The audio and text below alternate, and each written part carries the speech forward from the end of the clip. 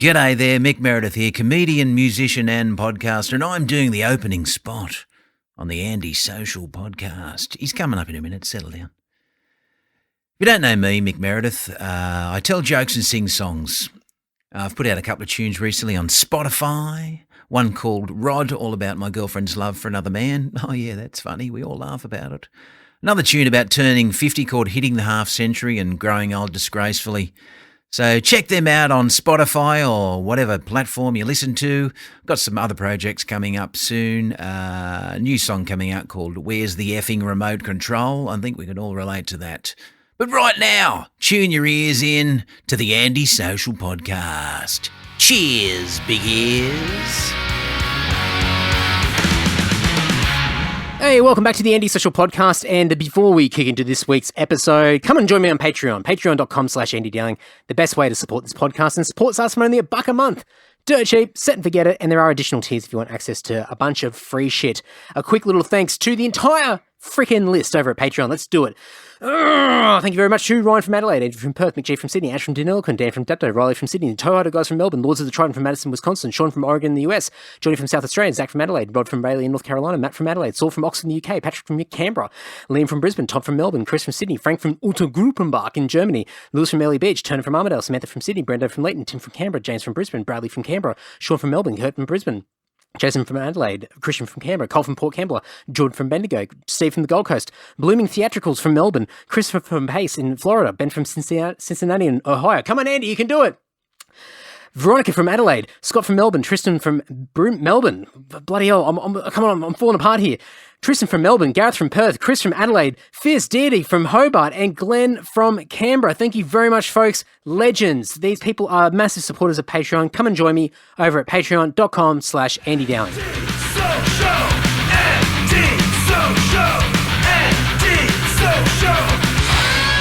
Ahoy, howdy do. This is episode 280 of the Anti-Social podcast. 280. We're getting closer to 300. Oh, the pressure. My guest on this episode is Adam Thompson. Adam is the frontman from the amazing Australian rock band Chocolate Starfish, who have been around since 1992. They've released a bunch of hit singles and some amazing music over the years. And the guys have got a new album that's coming out on the 14th of May called Beautiful Addiction. And they've just recently put out a single as well, which is a cover of the Four Non-Blondes song, What's Up? And between you and me, I couldn't stand the original of this song. I just couldn't do it. But I tell you what, the guys have done such a brilliant job of covering this song, where I actually really dig it. And I've due to this, and this is the power of a cover song, being able to really appreciate the song for itself and just step away from my prejudice against the original song. So well done, guys. You've done a great job. So I'm gonna chuck a link to the single and any links for the upcoming album. And when the album is out, I'll update the links as well, depending on when you listen to this episode, in the show notes over at andysocial.net and andydowling.net.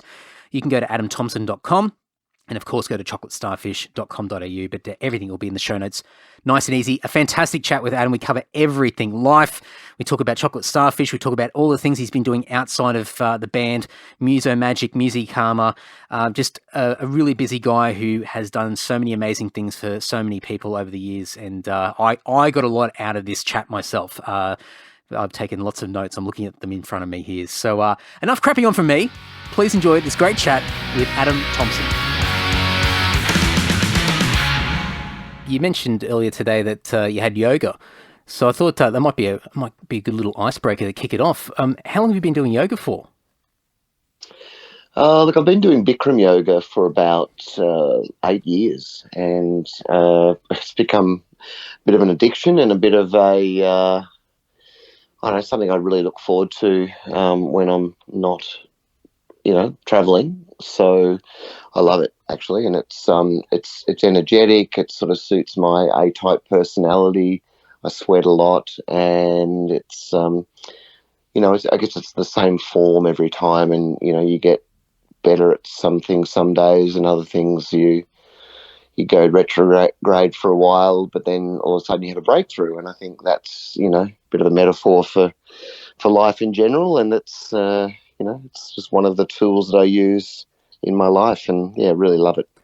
It's one of those things where, for me, I've never had any direct experience myself, and I think a lot of people out there that are a similar boat to me. When you think of yoga, you think of just very stereotypical sort of scenarios, but I think over the years I've learnt just through other people and just listening to you just describe it as well, that it's not a very sort of easy, sort of relaxing, sort of stationary sort of thing that you can do, a form of fitness. It's actually quite intense, or can be quite intensive, and really, really challenge you. It can be. I mean, obviously there's various forms, and the Bikram form's probably one of the most energetic. But I guess yoga in its pure form is meditation, is basic stretching as well. And that's another thing that I do, which is completely different, but it's, a breathing meditation called the Art of Living, which is a completely different thing. So that's probably the other end of the spectrum that also helps. It's another tool that helps me with my mental health, and I think they all go hand in hand, and along with walking and running and gym and all different things. I try to have as much of a balance as I can to, to keep this body in shape. The balance thing is, I mean, it's, you hear it being spoken about all the time in every different walk of life, whether it be sort of in a professional setting, in a career or an office place, or just in everyday life with your family and your friends. But it's such a hard thing. I mean, I guess that's why it's talked about so much, because you tend to lean so hard into different parts of your life, and you just lose track of time, and before you know it, subconsciously you're just gradually burning out. And whichever way you go, whether you're stationary or you're extremely active, you just mentally or physically or both just gradually burn out. That's right. Sitting at a desk doing one of the most passive jobs can burn you out. So it's not necessarily about being active, but it's about that balance, like you said, and I guess also being able to switch off, which these days, with technology being as ever present in our life, is something that we find difficult to do. And I know I found it really difficult to switch off from being available on the phone, and switching off from emails and social media and stuff like that. And that's probably one of the things that you don't realise, but it's caught up with us, because 15, 20 years ago it wasn't part of our life. That's and right. So it's just gradually crept into our daily thing, and it's extended our working days, and it's extended what we believe our responsibilities are, and to the point where one side of the coin doesn't get flipped very often, and the other side gets flipped all the time. So it's a challenge, and it's something that you have to consistently work at. And I think the greatest tool, we spoke about yoga and meditation being a tool, but the greatest tool that you can have is learning how to say no to things. You just cut deep then. That's the story of my life. I guess it's that FOMO, isn't it? The fear of missing out. And when you see an opportunity, I think for me anyway, it's certainly been a case of not stopping to assess, but more or less sort of jumping at things, and with a little bit of desperation in that action, where you sort of go, well, if I don't say yes, I'm going to miss out. And then it's only after the fact that you realize, well, that wasn't a really good decision at all. I should have said no, because it just wasted my time and my energy, and I got nothing of value out of it. But it's that sort of knee-jerk reaction in the moment, where I think a lot of us are like that, especially with, as you said, social media and wanting everything instantaneously. Well, yeah, but I also think it's very much a musician's lot too, because we've always struggled in the early days in particular, and we took jobs when we felt that they would get us a foot in the door, and to a large extent, in the early days when you're learning your craft, that did, but unfortunately that mentality. For many people, kept on well into their 30s, 40s and 50s, where they still say yes to every gig, even though it might not be good for their career, it might not be good for their brand, it might not be good for their their mental health. Yeah. Must be the wrong bunch of guys to be hanging out with. But because the Muso's ethos is that you never know when the next gig's going to be offered to you, most people take it and say yes, and then deal with the consequences afterwards. And it takes a lot of strength to say no, and then and half the time when you're involved in a band too, it's you often feel like you've got to justify that no to the rest of your band, and the no could simply be because you've got a commitment to yourself. Like Musos are terrible at taking a holiday, for example. They're terrible at going on date nights with their partners. They're terrible in making those commitments to themselves. And, the self is always last. And that's the burnout that you were talking about before. Oh, mate. This is going to turn into a therapy session for me. I won't charge you, so there you go. You can be at ease with that one. Oh, thanks, mate. I appreciate it. Well, one thing I was going to ask later on in the chat, but I might just quickly go to it now because it's a good little segue to it, is one thing that I've noticed with a lot of the people I've been speaking to on the podcast, and just for context, I keep forgetting my own age. I'm turning 37 this year, so I've sort of spent a large part of this decade sort of going through a lot of the motions of cracking into 30, and I think you sort of alluded to that before when you're talking about age brackets, and especially being a musician. And a lot of the people that I've been speaking to are peers that have been sort of around a similar sort of age group to me, and maybe just a little bit younger in some cases. And what I've found is that there's this whole identity thing where people have really struggled to evolve and branch out and open their line of vision, where in their 20s or late teens into their early 20s, into the late 20s, where they have been so emotionally, just everything invested into being a musician, and everything in their life just funnels into that. And as you get a little bit older, and then the usual other things come along in life, you start to get pulled in different areas, and that can be a really difficult thing for people to deal with. And so where this is leading to, this question for you, is I was curious when there was a break with the band, late 90s, right up until about 2010, when you guys got back together. I know that you had your solo band, but for you around that time, and it's a large chunk of time, but from an identity point of view and sort of finding a way to evolve and stimulate yourself and continue to sort of just stay healthy mentally and physically and everything, what did that period initially look like, and where did it sort of end up sort of getting closer to when you guys got back together? Yeah, it's a great question. And look, I have been asked it a couple of times, even by the band members in Chocolate Starfish, as to why did it take so long.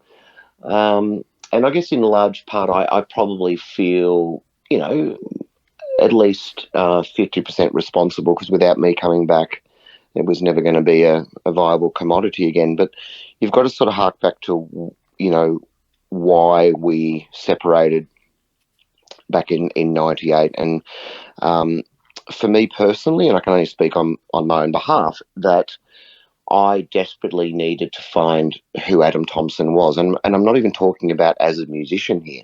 I'm talking about who I was as a soul, as a human being, as a potentially partner to someone, or potentially, best friend to someone. Because at that time, all I knew I was this guy with a bald head and a ponytail that fronted Chocolate Starfish, because that had been my only wish and drive, to be a famous singer-songwriter to front a band. So achieving all that, there was this really empty vessel feeling of, I've kind of got nothing more to give, and I've kind of got nothing more to, to offer the band, but also to offer myself, or anyone else around me. So it was a real need for me to discover all the things that I could be in life. And so I took a sabbatical overseas, and some of that was songwriting, and it created my solo band and the Reconnected album, which ironically, the songs on that if very much, you know, a guy on a spiritual journey trying to find where he's heading. So if I look back on all those songs now, they're very much you know, me seeking. And you know, around about that same time, I created my program MUSOMAGIC that travels all around the country, Aboriginal communities, working with people to group songwrite over a social issue. So I've been doing that for about 20 years, and you know, went through harrowing relationships until I was marryable, till I really got to rock bottom, and I was actually able to confront all my demons and you know, be the person, I guess, to springboard from. So that was, you know, and that took 12 years. But the beauty of that was when, you know, Zoran and I started songwriting before he passed, and when the band, you know, decided to come back as a concern together, you know, I had things to offer, and I wasn't only writing the songs from a 24-year-old's perspective on, you know, conquering women and conquering, you know, my libido. It was, you know, I had so much more to offer, even to front a band, and even, you know, even some of the things that I would say in between songs, and even the personality has now evolved in such a way that I wouldn't have done had I a long way of saying this, Andy, but this wouldn't have happened had I not taken that long break. At the beginning of that break, how much of all of this was intentional? I would assume probably not a lot, because, you know, to try and find yourself and try and work yourself out, as you said, like 12 years for yourself, and that's you know, some people never find themselves. So 12 years, well done. But I mean, how much of it was intentional, as far as you said you went overseas, you started to think about your impact on the community and what you can contribute? I mean, did you already have some of this inside you, and you sort of had a bit of an idea of what direction to go, or was it just a case of, I've just got to drop everything and just, I don't know, just go with the wind, whichever the wind is blowing? Yeah, it was probably a bit of everything, and the solo album Reconnected was written and produced in Sweden, so I literally went to the other side of the world to, I guess, break away from preconceptions, so working with people that knew nothing about me and had no preconceptions, and I had none about them. And there's something really great about starting with a blank canvas again, and I think many of us look at that not just on a musical level, but just, you know, in life. And you said, you know, a lot of people never find themselves. I mean, it takes. It's actually still going on. I would be egotistical to say that I've completely found myself, but I'm now on the journey, and on the path, and I'll never be off it, because once you start it for real, you're on it, and going backwards just feels so alien. So I'm definitely on the path.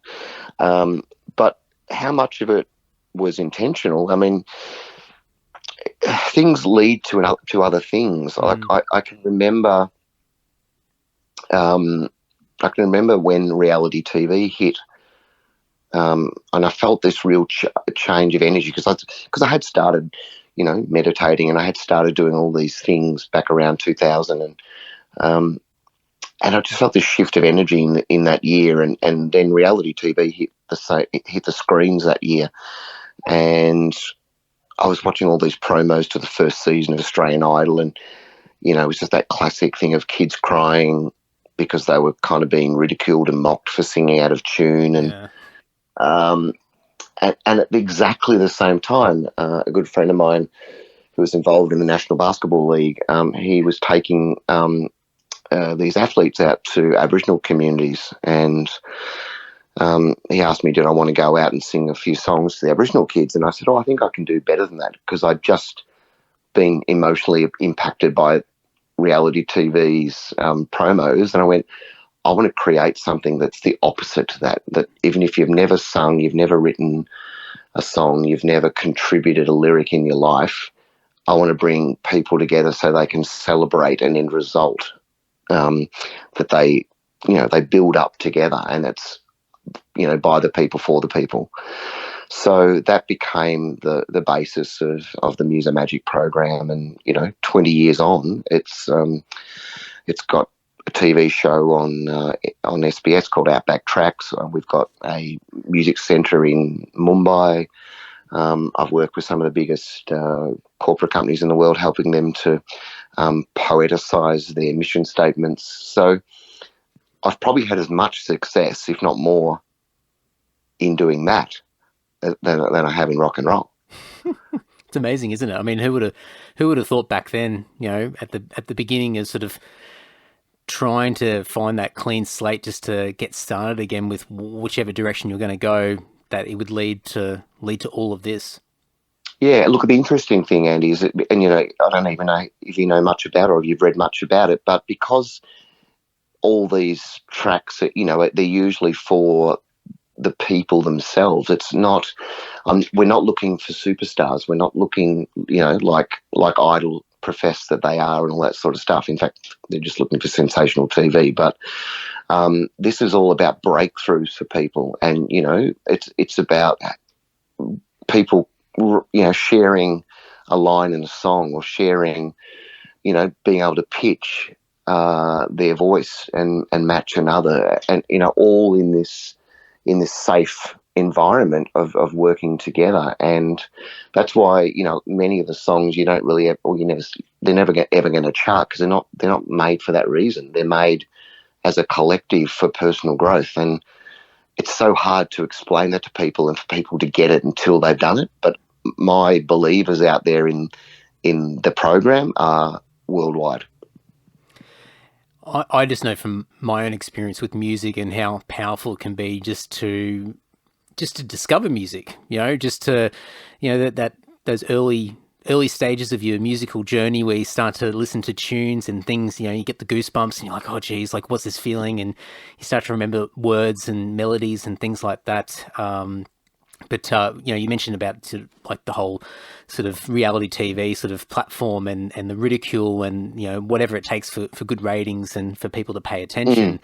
And, I remember when I was a kid, I remember we used to have in like primary school, and you'd have a little sort of song sort of thing in the morning and just play the radio with whatever the hits were at the time. And I remember I must have been singing one of these songs, and one of the girls across one of the tables just pointed at me and laughed. And ever since then, I never sang in public again until I got on stage and started playing myself. And I think things like that, it helps me understand what you have been doing, and when it talks about personal growth, because I think when people have an opportunity to not just express themselves with voice as far as talking, but being able to do it through melody and through song, it's such a powerful thing, and it's so underrated because it's a deep cultural thing across the entire globe.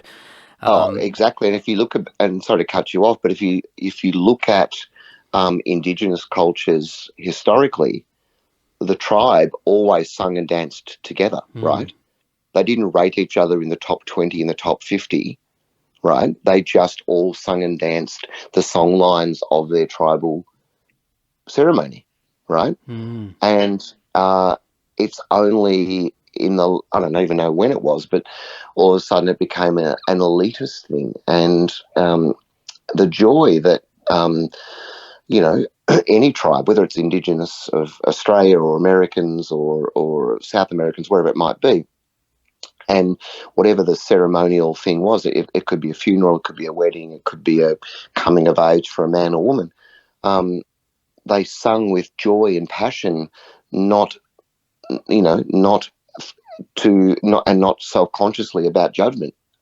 And somehow we've lost that as a society. We've lost that freedom to sing. And there's such, you see it in little kids before they become aware of themselves, right? Yeah. They will sing their hearts out, or they'll dance their heart out, right? And it's only when adults start pointing at them either in a good way or a bad way that they stop. Yep. And how sad that is.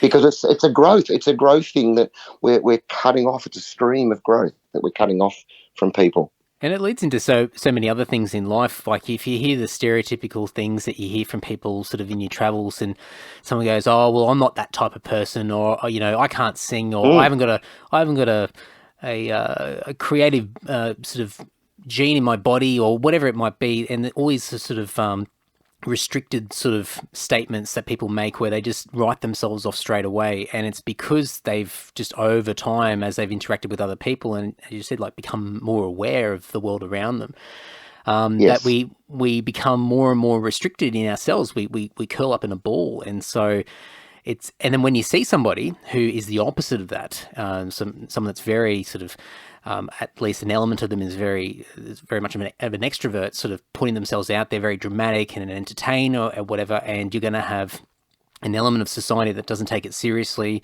or goes, "Oh, look at that wanker over there," pull your head in, that kind of stuff. And especially with Aussie culture in particular, you sort of, come on, don't make too much noise, don't bring too much attention on yourself, and it's just stifling. One of my greatest joys is, I might go into a corporate conference, and before we start writing the song, I'll say, "Right, who thinks they're tone deaf?" And you always get 5 people put their hand up, right? A minimum of 5 people will go, "I'm tone deaf," right? And I'll say, "Do you want me to prove you're not?" And then their eyes just go like saucers. And I said, "Come out the front here," right? And I just get them to hold any note, right? The same note, I match it. I said, "Right, now choose another one, higher or lower," right? And then I match it. I say, "Right, now I'll sing one and you match it." And like just in a la, like that. And they always can match it, right? I go la, and they go la, and I go, "If you're tone deaf, you couldn't hear that." Now, whether or not you're going to be a great singer is another story, but you can hear the tone, you can copy the tone, which means you are not tone deaf. And they all just applaud. It's that simple. It's just almost like opening up the box and just going, "Oh wow, like here's the secret to everything else," because it just links into every other thing that you've written yourself off about in life, going, "Oh well, I can't do that. I'm only that type of person," or whatever it is, and suddenly here's an example of being proven otherwise. Yeah, and that's all that they needed, and it could literally be because someone's told them they're tone deaf, or don't sing in the shower, you sound horrible, or whatever it might be. And people get these preconceptions about themselves based on someone else's judgment. With MUSIKARMA, so is that a bit of an offshoot that's come in sort of later stages from MUSOMAGIC? Yeah, so MUSIKARMA is the non-for-profit arm of MUSOMAGIC. So with all the work we do in the Indigenous communities in India, we wanted to find a way to assist people that didn't have the means to, but they had a vision and a goal. So that's what MUSIKARMA is. So specifically, we often partner with other organisations who might find someone who has a goal, and like for example, there's a young man that we're currently supporting. Is a top end Aboriginal man, but he lives in Bright. His name is Nama, and Nama wanted to learn how to produce so that when he goes back to community finally to live, he would be able to produce, for the local mob. So we sought some funding for that, and we also we then sponsored him to learn how to become a producer, which that's the first one of our very first roles. There's another young girl up in Darwin who has cerebral palsy, and she also learned how to record herself because she had no idea how to do it. But she's wheelchair bound, but it's a great love. And then over in India, we provide that same service for non-for-profit organisations over there who just can't afford music lessons. So the man and woman who run our music centre, they give a day a week out as part of MUSIKARMA to the non-for-profit centres with the kids who are, in those centres who don't have parents. They could be orphans, or they could be rescued from child labour or the sex trade or whatever it might be, and they have creativity through our MUSIKARMA people. This is going to be a really stupid question, but how have you sort of reacted to all of these stories yourself personally? Like, as you said, like, over the years, and it's a continuous journey trying to find yourself and see where you fit into the world. But to see the impact that's come from something that has ultimately come from a creation of yours, and obviously you've got a lot of great people that are working alongside yourself. But I mean, how do you digest all this stuff? Because just on the high level, it just sounds like it's such a significant impact, and quite overwhelming in a really positive way. It is, but like I said before, when you're on that journey, you actually want to keep doing more, and in an altruistic or philanthropic way, you want to help more people. And we are only a mum and dad small organisation, so our time and resources is not infinite. So we have to be selective in what we can do, and that comes back to one of our first conversations tonight about the saying no. Of course, there's many other places I could probably get to, and if I turned around and said I don't want to ever do any live work, I could probably live the rest of my days on just my superannuation, whatever money I've saved, and just go out and save the world as much as I can. But that'd be a little irresponsible to my wife if she lives 10 years longer than me, for example. It'd be a little irresponsible in many other ways. So sometimes you have to say no, or you have to measure it. And but it's gratifying to know that you've made a difference in some way, and that's just all I want to do. It is our motto for MUSIKARMA is play it forward. So I like it.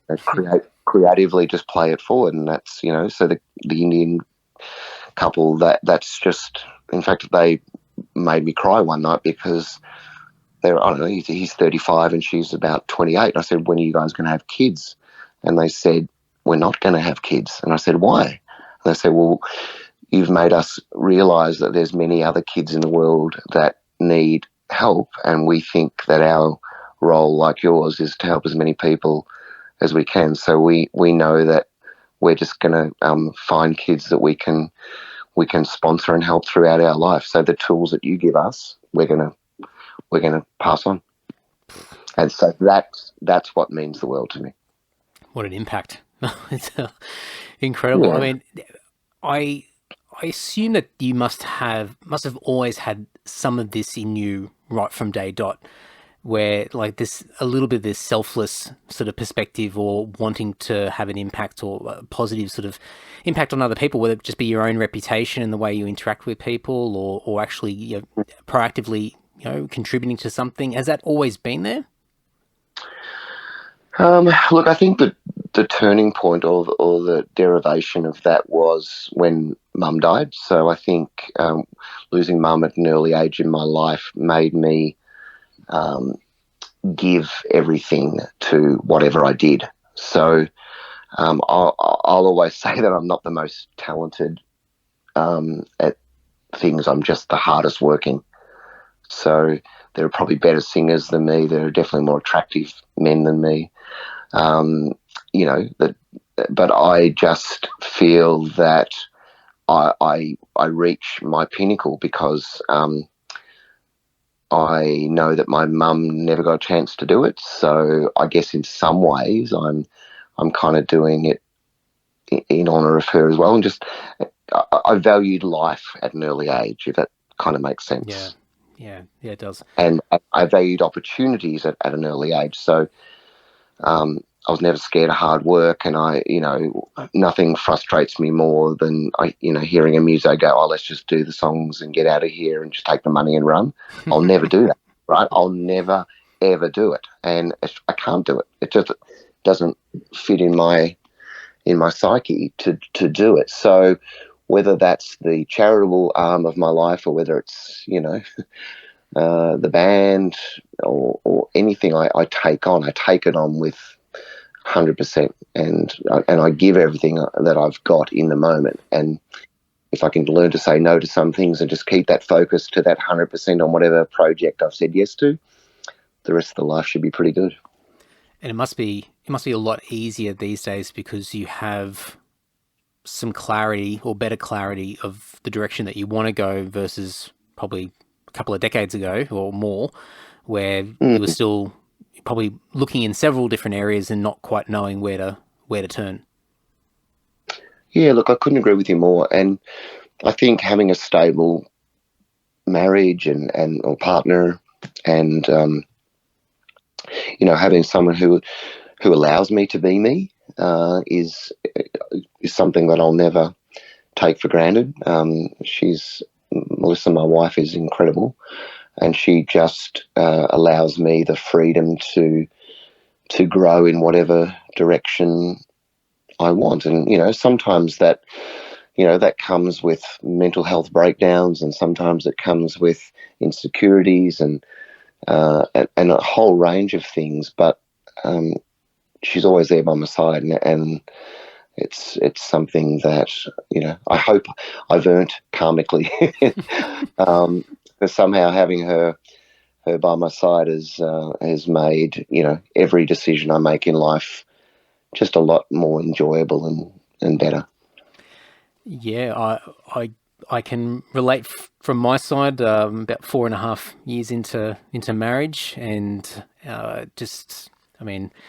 talk about a period of maturity. You sort of just mature very, very quickly. But I think it's just to have that. There's an element of stability there, and I think suddenly every decision that I make is with a little bit more intention, and I'm also keeping another person in consideration with the things that I do. And so what I may have been a little bit more reckless years and years ago, I'm far more sort of considerate of what the impact's going to be. And then what I tend to find is that my decisions overall are far better than what they used to be when I didn't have Jess by my side. So absolutely. And when you've got someone like, I'm so big picture, like, every time I do a gig, even if it's to 50 people, in my mind, it's Wembley, right? Yep. Everyone, right? And I put on a show like it is Wembley. And so, my wife is just one of those people that, because I am so big picture, she is just the calm water all the way through. And, when the wave comes and crashes over me, she's there with the calm pond just for me to wade into and go, okay, that didn't work as I thought it might work. And now I can just wade in this pond here for a day or two until I resettle myself, and then I can go out and ride the next wave. Oh, I can relate to that. Jeez. Yeah. Okay, well, I'm watching the time because there's a few other things I want to talk to you about. But just on the topic of music and just shifting in that direction, I want to talk to you about, and I know that you've spoken quite a bit about this over sort of recent years, but cover songs. And there's a single that's just come out, What's Up? And a great rendition. So congrats. It sounds like it's just, I was never a fan of the original song, which is why I love covers so much, because you end up discovering the beauty of a song when you probably were disregarding it to begin with when you first heard it because you just didn't meet your taste. And you guys did a great cover of What's Up. And there seems to be a bit of a history. Obviously, there's some other very well-known songs that you guys have released over the years, but covers seem to be something that you yourself and the band have lent into from time to time over the years. Is there a particular reason why that has been sort of front of mind for yourself? That's one of the best questions I've been asked by interviewers, so thank you. It's always been like every songwriter, I guess, struggles with, should they do it, should they not do it? And You're So Vain was a great example of us making a song our own. And then in the last 5 years, talking about covers in general, we could have done small gigs only for the last 5 years, and just played little RSLs and stuff like that. But we made a decision about 5-6 years ago to take on classic albums and do them in our own way. So the first one was Batter to Hell, which, my voice probably sounds quite a lot like his when he was good. And then we took on In Excess's Kick because we wanted to do something domestically. And, and mentioning Wembley before, my greatest hero was Freddie, and there was nothing Freddie, couldn't do. He could take Wembley to Raptures, and then he could bring it right down with Love of My Life to, just a poignant sing-along on an acoustic, and you could hear a pin drop. So that's always been how I've wanted to do. So doing all those classic albums has served us immensely with growing our fan base in the last 5 years, where most other bands from the 90s have, either maintained or lost their fan base. We've grown it exponentially. Like I put 2,000 people in the Palais myself doing Bohemian Rhapsody at the end of 2019. That's the biggest show I've ever done as a solo artist at 55 years of age. Incredible. So that is incredible. And then when we decided to do this new album over COVID, we'd been playing What's Up as part of a breakdown in You're So Vain in the Red Hot Summer Tours over the last few years. And bit by bit, it's become like an anthem for us, or almost like our own song. And so when we were deciding, what songs should go on this brand new album, we just decided, well, look, You're So Vain worked for us back almost 30 years ago. There's no reason why we can't lead with a cover, and then if it gets some traction, then the album, because there's a couple of big ballads on it like there was with Mountain on the first album. There's a couple of big ballads, one I wrote with Soren and a couple of other guys back years ago, called 3 Words, and another one that I wrote for my wife at my wedding. The band hadn't even heard it, and I just showed it to them as I was digitizing some VHSs over COVID, and they said, "Oh, this song is fantastic. We've got to include this on the album." So I look at this album and the cover song of What's Up that preceded it, and it almost feels like deja vu. It almost, because even the reaction from people listening to What's Up is like, wow, this is really special. This is good. And this is something that could, really kickstart you back properly. And I've got a bit of a mission, and my mission is that I want to change people's perspective on what a heritage rock and roll band looks like. It's been a horrible sort of vision or existing vision of what that is. I mean, you alluded to it before, as far as bands just losing their fan base, or just over time just dwindling away and becoming very sort of slow and old. Yes, you could not put it better. And accepting mediocrity and accepting the wind down, right? And I don't want to accept that. I don't want to accept the wind down unless it's on our terms or my terms, right? So there's something in this album and in this, and the blueprint of What's Up will give you an indication about how the album sounds too. And working with Tim Henwood on the production, he found this sound for What's Up that has the energy of Starfish, but it also would not be out of place on commercial radio at the moment. Perfect. So that's where it's scarily possible. I love it. And I mean, it's, for me, sort of, so the role that I play in the band, I kind of forget that I play an instrument half the time. So in addition to playing in the band physically, I'm the marketing guy, I'm the PR guy, I'm sort of band manager, tour manager, the DIY guy in the band who's just getting everything done. Yeah. And it's nice to hear you say that there was a bit of a business decision made with the band to be realistic about making the band sustainable by attracting crowds. Like, instead of just being sort of you know, the art of creating music and the romantic sort of aspect of, you know, we want to create original music and we're going to do it on our terms. And if everybody else doesn't like it, then that's their problem, not ours.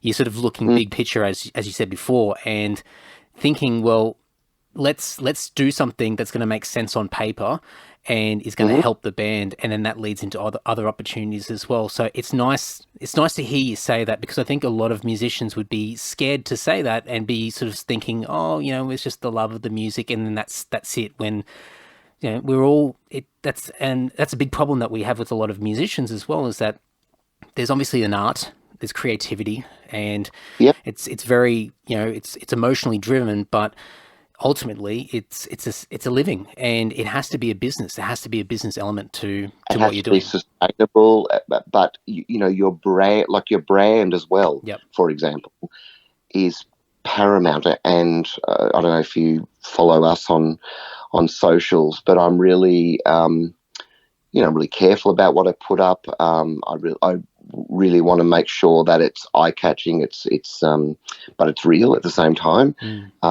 You know, even what I wear, you know, I'm comfortable in my flamboyancy, but I also, like you talk about those bands that dwindle. I'm not going to name them because that would be unfair to do. But you know, the black T-shirt, black jean brigade at almost every festival is, you know, just interchange them, and then Chocolate Starfish come on, and I'm looking somewhere like Liza Minnelli meets bloody Meatloaf, and people they can't take their eyes, and there's this dynamic presence that is undeniable, and then people go, I will remember that forever. I'll remember that guy. I'll remember that band because what he got us to do, or what we did, or what he made us sing, or whatever it might be.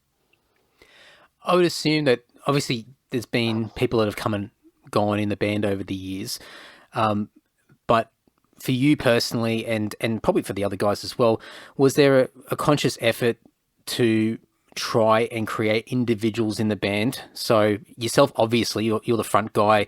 You said the word before as well, flamboyant, and just wanting to leave a memory in people's minds when they walk away from the show. But was it something across the board with the band where you guys wanted to be, obviously you're all contributing to the bigger goal, but you know, you're all personalities. You all got something unique to bring, and it's not just what you play, but just who you are as an individual person. Look, absolutely. And you know, that's probably taken the other band members more courage than it has for me, because I've sort of worked at it for, you know, a long time. It's been, you know, and having a theatrical background, it was, of course, I had to experiment with it for a while till it felt comfortable. But, you know, it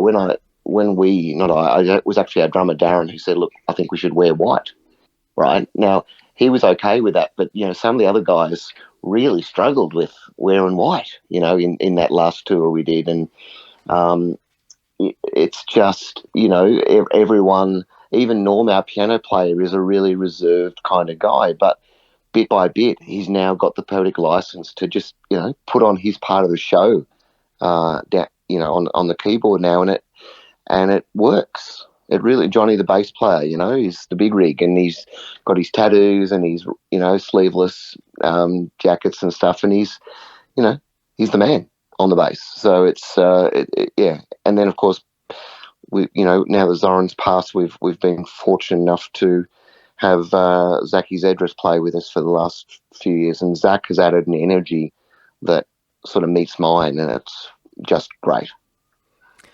Yeah, I think it's when you mentioned before about the T-shirt and jeans sort of brigade, and it just becomes, the personalities just disappear and everyone becomes interchangeable, and it almost becomes, you know, the people that are watching the show are just not even paying attention to who's actually on stage playing. They're just waiting for the song that they know to play. They're waiting for the song they know. Exactly. Correct. You are 100%. And luckily for a lot of those bands, they've had some mega hits, right? We haven't had that luxury. We've had, you know, 2 top 10s and, you know, a couple of top 30 or top 40 songs. So our hit base is not as big. So our show has to be better.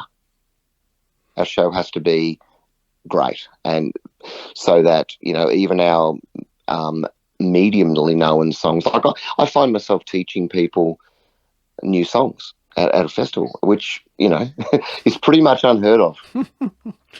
I love it. It's nice to hear, because I think a lot of artists, a lot of musicians tend to think at a certain point you start cashing in the checks, so to speak, and you start to go into this repetitive cycle of just not leaning into that security blanket of what got you to where you are right now, instead of trying to push forward. Or if they make an attempt to try and push forward, it's sort of half-hearted, and they're not entirely convinced themselves, because they're, you know, maybe it goes back to what we were saying before. You're so worried about being judged or being sized up against, you know, a back catalogue, which is, you know, has created your identity, that people will only sort of, you know, just dip their toe in the water rather than just diving in. Yeah, I think you have nailed it right there with that comment, and you have to believe in, you know, your new material as much as, and not, you know, of course not every song is going to be a hit. Every song wasn't a hit on the first album. But when you know you've got a couple of special things, you should believe in them, and you should back them and go for it. And that's what we're doing with this album, because, you know, we believe this new album's got probably the best body of work that we've created since the debut, and it's sonically really good. So we're just, you know, we're rapt to put it out. Have some of those classic albums that you performed live over the years have sort of, and even just doing covers in general, has that sort of, maybe not consciously but subconsciously over time, influenced the way that you all put together music? So, you know, debut album, you're writing in a particular way, you're probably bringing in a lot from previous bands that you're all in, but sort of later on down the track, as you're, you know, just in sort of absorbing these classic albums from these other artists and covering all these songs, that you start to look at songs differently, the structure of songs, the way you write and the way that you sing and perform. Has that sort of had a big influence on any shifts in the way that songs have been written?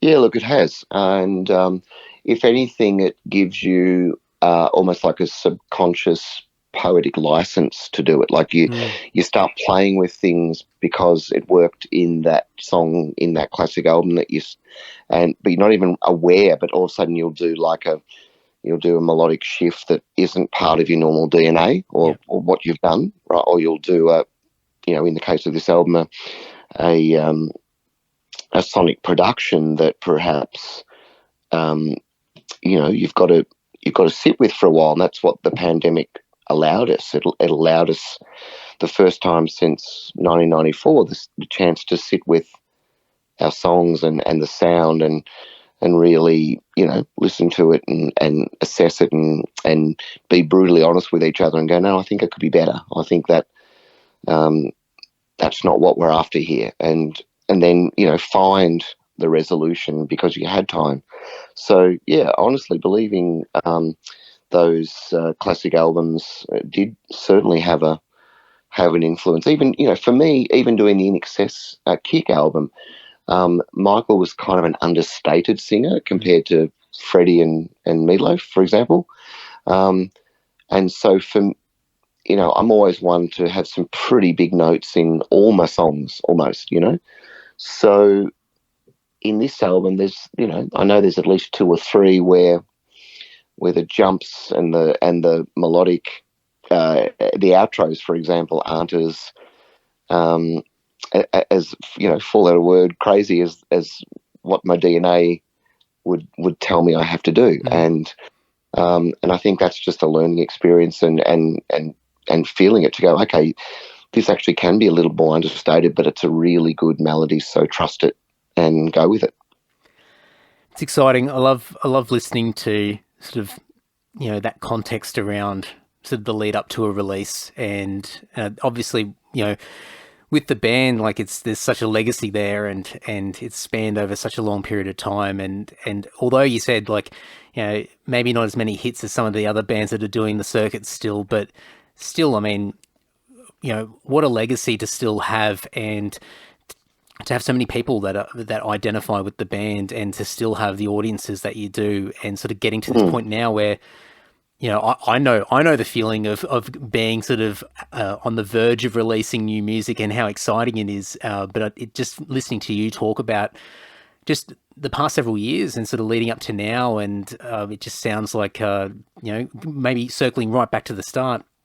It's this is all about sort of getting something out of your system and a nice healthy release of being able to put a lot of this stuff out there for people to enjoy, but it's been part of your story and your collective story. Yeah, and I think that the band has always been good at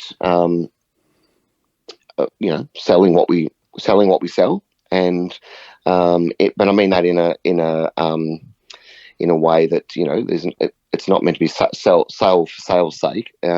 We sell chocolate Starfish well. So whether we're doing those classic albums or whether we're doing this new album, Beautiful Addiction, this goes back to the 100% factor that I talked about before. And if we weren't good when we did each one of those classic albums, or when we did Red Hot Summer Tour, or even right now we're doing these small little shows because of the COVID restrictions, we're doing 150, 200 headers, they're small, but we deliver the same.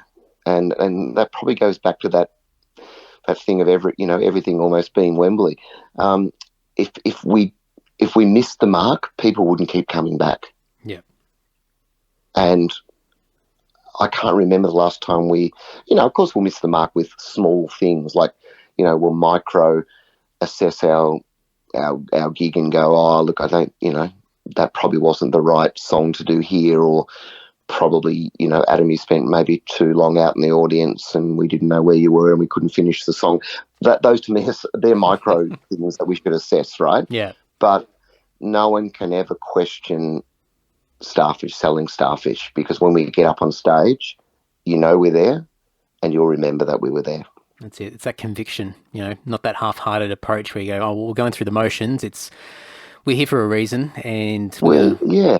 And I think we respect each other enough to not let each other down too. Like I know we've all got each other's back when we get up there too, and I think I know a lot of bands would say that, but I really feel it with Starfish, where we care about the product, we care about the brand, and we care about each other. And losing Zoran back whenever that was, 2011 I think it was, or 2012, that just cemented that care for each other. And I think that's why we're still keen to push boundaries. We're still keen to be the best version of ourselves that we can be.